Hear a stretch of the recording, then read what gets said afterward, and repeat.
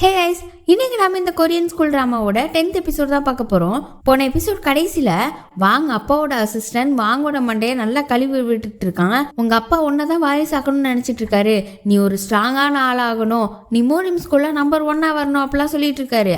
இன்னொரு பக்கம் சிவு கிட்ட ஹெச்எம் இந்த ஸ்கூலோட சக்சஸரை தேடிட்டு இருக்கேன், சங்குவோட சாவியை பாதுகாக்கிறதுக்கு ஒரு திறமையான ஆளை பார்த்துட்டு இருக்கேன் அப்படின்னு சொல்றாரு. இதுல இருந்தே சிவுக்கும் வாங்குக்கும் ஒரு போட்டி வர மாதிரி கொண்டு வராங்க.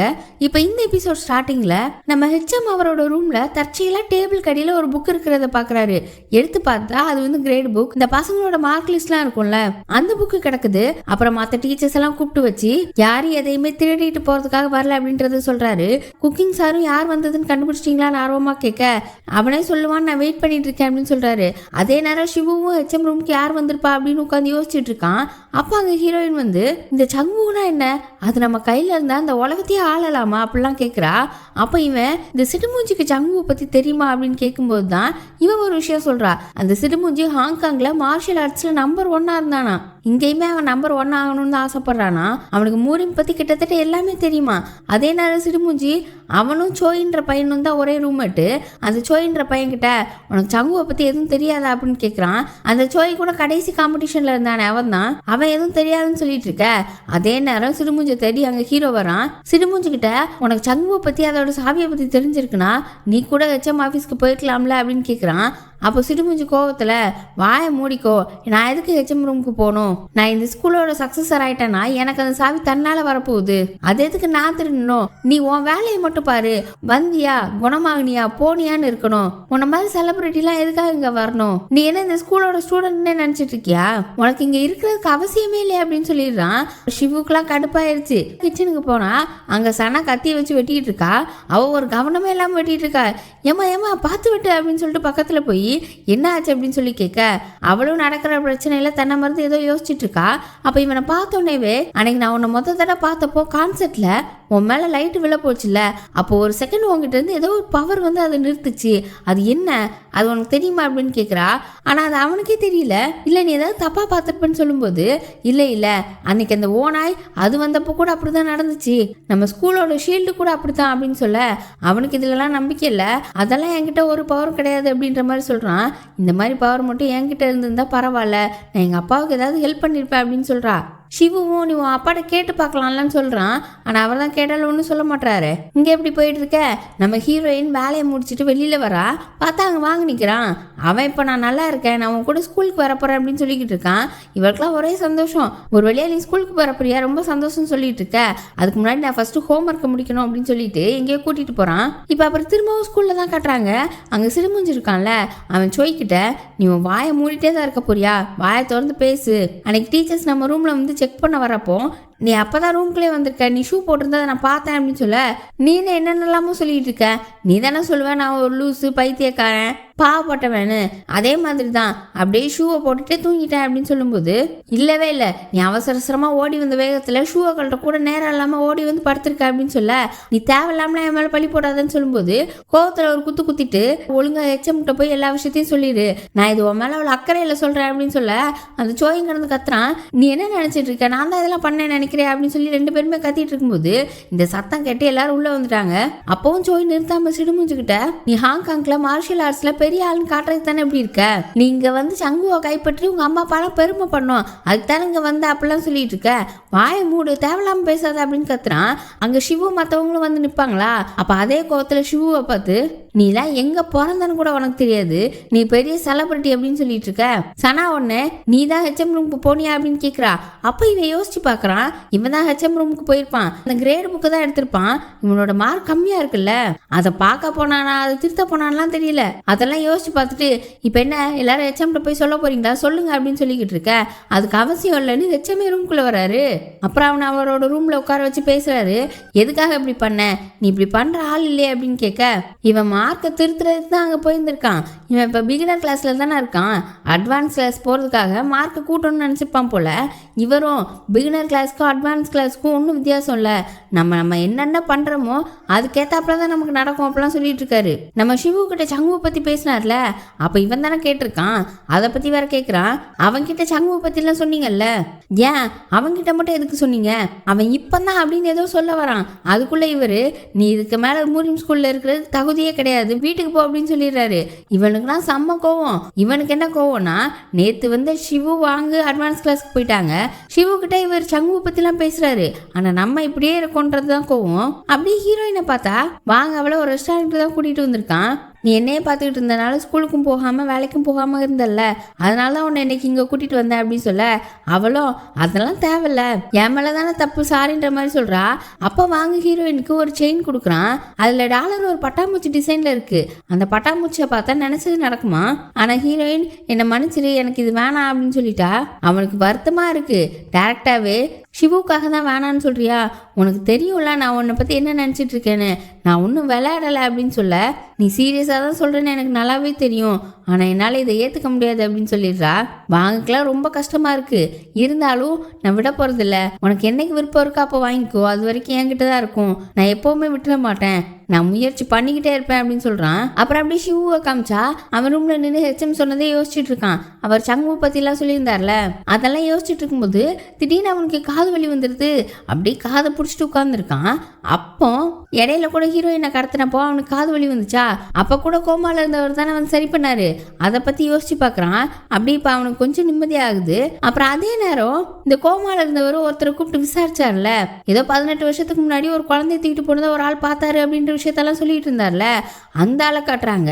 அந்த ஆள் வேலை பார்த்துட்டு இருக்க இடத்துக்கு போய் இந்த கோமால இருந்தவருக்கு செக்யூரிட்டியா இருந்துச்சுல ஒரு பொண்ணு, அதான் வாங்கோட அப்பா ஆளு, அந்த பொண்ணு இவரை கொண்டு போட்டுட்டு போயிடுறா.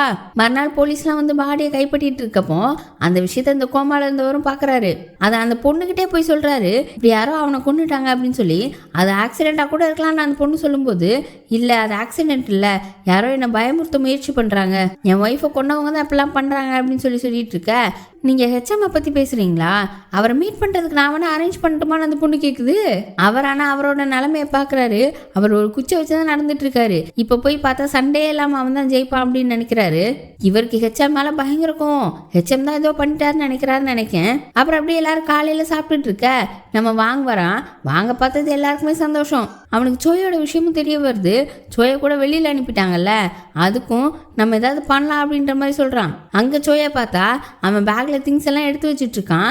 பக்கத்துல சிறுமூஞ்சி நின்றுட்டு நீ யோசிச்சு பண்ணு, தேவையில்லாம எதுவும் பண்ணாத அப்படின்னு சொல்லிக்கிட்டு இருக்க. சோயெல்லாம் பயங்கர கோவமா இருக்கான் போல. அங்க வாங்க வந்து நிக்கிறான்.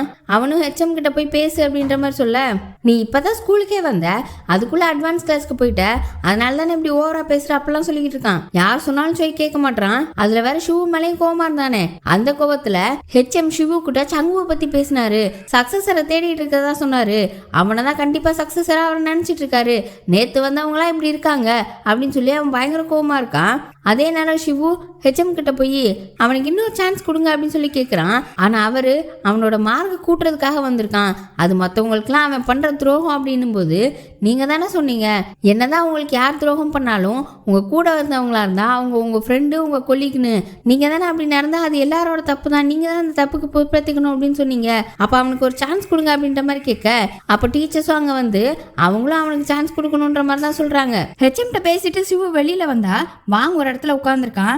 ஜோய் பைய வேற ஷிவுவை தான் ஹெச்எம் அடுத்த சக்ஸஸர் ஆக்க போறாருன்னு சொன்னானா, அதையே வாங்கி யோசிச்சுட்டு உட்காந்துருக்கான். ஸ்கூல்லையே ஏதாவது சாதிச்சு அப்பா கிட்ட நல்ல பேர் வாங்கலான்னு பார்த்தா இப்படி ஆகுது அப்படின்னு அவனுக்கு கோவம். இப்போ ஷிவு வந்து உட்காந்து பேச ஆரம்பிக்க தான் செய்யறான். அதுக்குள்ள வாங்கு, நீ என்ன பண்றியோ அதை நீ பண்ணு, நான் என்ன பண்றேனோ அதை நான் பண்றேன், நீ உன் வழியில போ, நான் என் வழியில போறேன் அப்படின்னு சொல்றான். ஷிவுவும் நீ வந்ததுல சந்தோஷம், நீ சொன்ன மாதிரி நீ உன் வேலையை பாரு, நான் என் வேலையை பாக்குறேன் அப்படின்னு சொன்னவன் சங்குவை பத்தி வாங்கிட்ட கேட்கிறான். அது என்ன சங்கு, அதை கிடைச்சா நம்ம இந்த உலகத்தவே ஆளலாமல்லாம் கேட்குறான். இப்போ அப்படி ஹீரோயினோட அப்பாவை காட்டுறாங்க. அவருக்கு ஒரு ஃபோன் கால் வருது. அதில் இப்போ கொஞ்ச நேரத்துக்கு முன்னாடி ஒருத்தரை கொண்டாங்கல்ல, அவர் இறந்துட்டாருன்ற நியூஸ் வருது.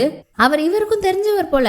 உடனே இவரும் ஹீரோயினை கூப்பிட்டுட்டு அவரோட ஃபினரலுக்கு போகணும் அப்படின்னு சொல்லிட்டு ஹீரோயினை கூப்பிடுறதுக்காக அகாடமியை நோக்கி போகிறாரு. அந்த ஆண்டிலாம் சொல்லி பார்க்குறாங்க, ஹீரோயின் எதுக்கு கூட்டிகிட்டு போகணும், அங்கெல்லாம் வேண்டாம் அப்படின்னு. ஏன்னா ஹீரோயின் தான் இந்த அகாடமியிலே படிக்கலையே, அவள் எக்ஸாமுக்கு ப்ரிப்பேர் பண்ணுறான்னு போய் தானே சொல்லியிருப்பா. மூரியம் ஸ்கூல்ல படிக்கிறதும் இவருக்கு தெரியாது.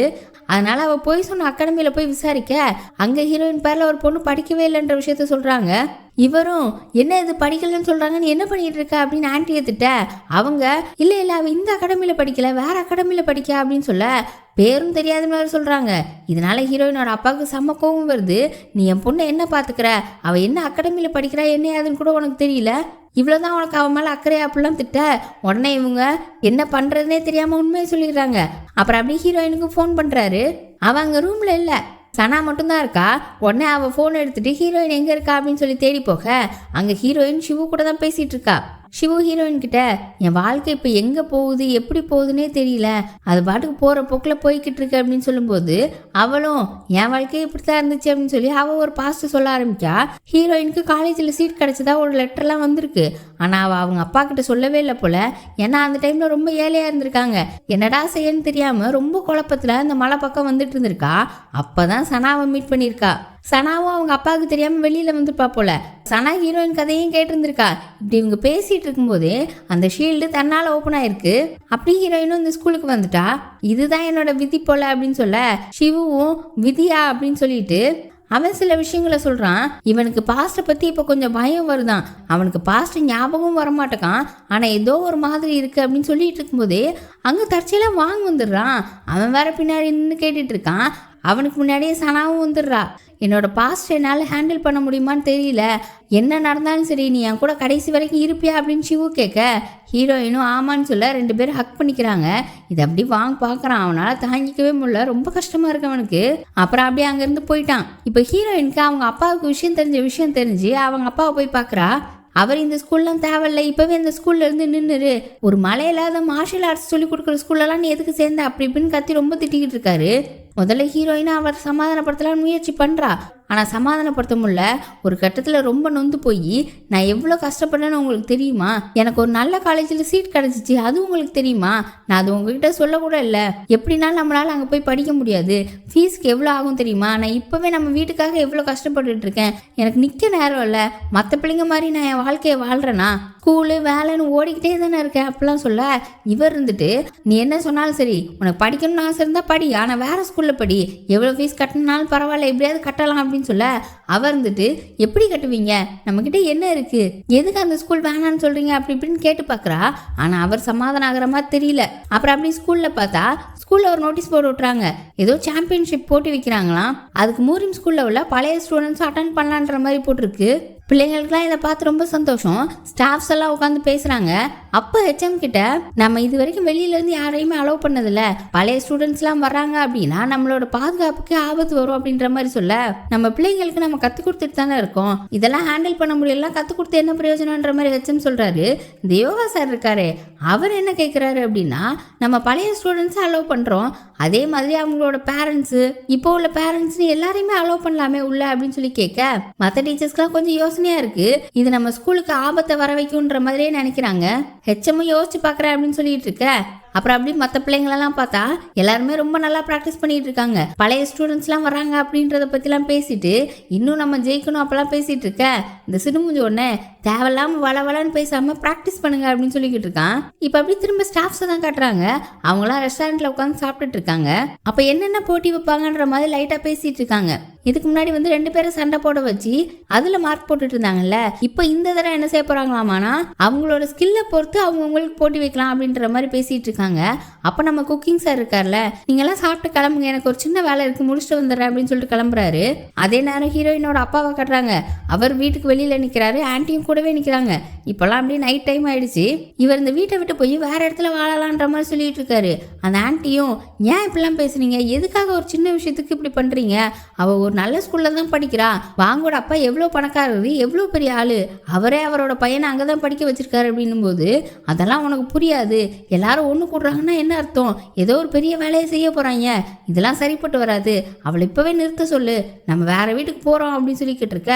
இவங்க ஒன்று நீங்கள் எதுக்காக மூரியம் ஸ்கூல் பேரை கேட்டாலே இவ்வளோ பதட்டப்படுறீங்க, ஒருவேளை உங்களுக்கு கண்ணு தெரியாமல் போனதுக்கு காரணம் இதுதானா அப்படின்ற மாதிரி கேட்குறாங்க. ஹீரோயினோட அப்பாவுக்கு முன்னாடிலாம் கண்ணு தெரியும், இடையில தான் கண்ணு தெரியாமல் போயிருந்திருக்கு. இதை கேட்டோன்னே ஹீரோயினோட அப்பாவுக்கு கையெல்லாம் நடுங்குது, ஒரு மாதிரி வித்தியாசமா பயப்படுறாரு, அப்படியே கிடுக்குன்னு நடுங்குறாரு. இவங்க ஒண்ணு என்னாச்சு உங்களுக்கு, எதுக்காக இப்படி பயப்படுறீங்கன்னு கேட்க, எக்காரணத்தை கொண்டு என் பொண்ணு முன்னாடி இந்த மாதிரிலாம் கேள்வி கேட்கவே கூடாது அப்படின்னு சொல்றாரு. இப்போ அப்படி ஸ்கூல்ல பார்த்தா ஒரு இடத்துல வாங்கும் சனாவும் ப்ராக்டிஸ் பண்ணிட்டு இருக்காங்க. அங்க சிவு வந்து சனா கிட்ட ஹீரோயினை போய் என்னையாதுன்னு பார்த்துட்டு வந்துருவோமான்னு கேட்குறான். ஆனா அவ எங்க அப்பா எங்கேயுமே வெளியில போகக்கூடாதுன்னு சொல்லிட்டாரு, என்னாலே வர முடியாதுன்னு சொல்லிட்டு வாங்க பார்த்து உனக்கு ஹீரோயினோட வீடு தெரியும்ல அப்படின்னு சொல்லும்போது, அவள் வீடு எனக்கு தெரியும் தான், இப்போ எனக்கு போகிறதுக்கெலாம் நேரம் இல்லை, எனக்கு ப்ராக்டிஸ் பண்ணணும், உங்களுக்கு வேணா நீங்களே பார்த்துக்கோங்கன்னு சொல்லிட்டு அவன் கையில் இருந்த சிலம்பத்தை சிவு கிட்ட போட்டு இவன் ஒரு சிலம்பத்தை எடுக்கிறான். இப்போ அப்படியே சிவுவையும் அடிக்க ஆரம்பிக்கிறான். சிவு அப்படியே தடுத்துக்கிட்டே தான் இருக்கான், திரும்ப அடிக்கவே இல்லை. வாங்க ஒரு அடியாக அடிச்சுட்டு நீ இந்த காம்படிஷனில் சேர போறியா அப்படிலாம் கேட்குறான். சிவுவும் என்ன பண்ணுற, நீ எதுக்காக இப்படி பண்ணுற அப்படின்னு கேட்டுட்டு இருக்கான். ஆனால் வாங்க அதெல்லாம் காதலே வாங்கல. அப்படி சிவு அடிக்கிறான், சிவு தடுக்கிறான். அப்படி லாக் பண்ணி வைக்கும்போது, நீ இந்த போட்டியில சேர்ந்துக்கோ, என்ன வேணாலும் செஞ்சுக்கோ, ஆனா நான் தான் இந்த போட்டியில ஜெயிப்பேன், அதுக்காக என்ன வேணாலும் பண்ணுவேன், உன்னை ஊர் தெரியாம ஆக்கனா கூட பண்ணுவேன் அப்படின்ற மாதிரிலாம் ரொம்ப ஆக்ரோஷமா சொல்றான். சிவுக்கு என்ன பண்றதுன்னே தெரியல. இப்படி 2 பேரும் சண்டை போட்டுட்டு இருக்கத ஹெச்எம் வேற பார்த்துட்டு இருக்காரு. அப்புறம் அப்படி மறுநாளாவது ஹீரோயின் வரவே இல்லை. சிவு அவளை வீட்டில் போய் பார்க்கலாம் அப்படின்னு சொல்லி முடிவு பண்ணி கிளம்புனா, ஹெச்எம்மா அவரோட ரூம்ல இருந்து கிளம்பி வராரு. இவனை பார்த்தோன்னே நானும் ஹீரோயின் வீட்டுக்கு தான் போய்கிட்டு இருக்கேன், 2 பேரும் சேர்ந்து போலாம் அப்படின்னு சொல்லிட்டு வெளில வராங்க. அப்படி காட்டுக்குள்ள நடந்து வந்துட்டு இருக்கும்போது, இந்த இடத்துல வச்சுதான் நான் ஹீரோயினையும் வாங்கியும் பார்த்தேன், நான் ஹீரோயின் கிட்ட பேசலான்னு வந்தேன், ஆனா அந்த இடத்துலயும் வாங்கிக்கிட்ட பிரச்சனை தான் அப்படின்னு சொல்லிட்டு அவன் ஒரு நல்ல நண்பன் அப்படிலாம் பேசிட்டு இருக்காங்க. அப்போ சிவு ஆரம்பத்துல இதெல்லாம் என்ன ஸ்கூலு அப்படின்ற மாதிரிலாம் நினைச்சானா, அதை சொல்லிட்டு நீங்க எதுவும் தப்பா நினைச்சுக்காதீங்க அப்படின்னு சொல்றான். அப்புறம் ஹெச்எம்மோ நான் கூட தான், இவன் என்ன பையன் வித்தியாசமா இருக்கான்லாம் நானும் நினைச்சேன் அப்படிலாம் சொல்லி 2 பேர் பேசிட்டே வராங்க. அங்கே ஹீரோயினோட வீட்டில் பார்த்தா ஹீரோயினோட ஆண்டி வெளியில் வராங்க. அப்போ ஹெச்எம்மை பார்த்துடுறாங்க. இவங்கள பார்த்து நான் தான் ஹீரோயின் படிக்கிற ஸ்கூலோட ஹெச்எம்ன்ற மாதிரி இன்ட்ரடியூஸ் ஆக, அதுதான் எனக்கு தெரியுமே அப்படின்னு சொல்லிட்டு அவங்க வேகமாக ஹீரோயின் பேர் சொல்லி கூப்பிட்டுக்கிட்டு ஹீரோயினோட அப்பாவையும் கூப்பிடுறாங்க. ஹீரோயினோட அப்பா எங்கேயும் வெளியில் கிளம்பிட்டு இருக்காரு போல, ஹீரோயினோட அப்பாவும் நேரம் எங்கேயும் வெளியில் கிளம்பிட்டு இருக்காரு போல.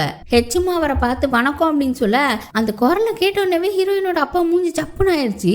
நான் தான் ஹீரோயினோட ஹெச்எம், மூரிம் ஸ்கூலோட ஹெச்எம்னு சொல்ல, அப்படியே ஹீரோயினோட அப்பா பதறி போய் பின்னாடி ஸ்டெப்ஸ்ல உட்கார்றாரு. அவருக்கு அப்போ ஒரு விஷயம் தோணுது, இந்த நெருப்புல இருந்த குட்டி பையனை தூக்கிட்டு ஓடி இருப்பார்ல, ஏதோ மரத்துக்கு பின்னாடிலாம் ஒளிஞ்சிருக்காரு, என்ன விஷயம் என்ன அதுன்னு இன்னும் நமக்கு தெளிவா சொல்லல. அப்படியே எபிசோட் முடியுது. அடுத்தடுத்த எபிசோட்ல ஹீரோவோட பாஸ்ட், ஹெச்எம் அந்த கோமால இருந்தவரோட குடும்பத்தை கொண்டாரா இல்ல அவர் நல்லவர் தானா, வாங்கோட அப்பா கெட்டவரான்றதெல்லாம் வரப்போற எபிசோட்ல பார்ப்போம். அதுக்கு சேனல் சப்ஸ்கிரைப் பண்ணி பெல் ஐகானை பிரஸ் பண்ணி வச்சுக்கோங்க. வீடியோ பிடிச்சிருந்தா லைக் பண்ணுங்க, ஷேர் பண்ணுங்க. Bye by.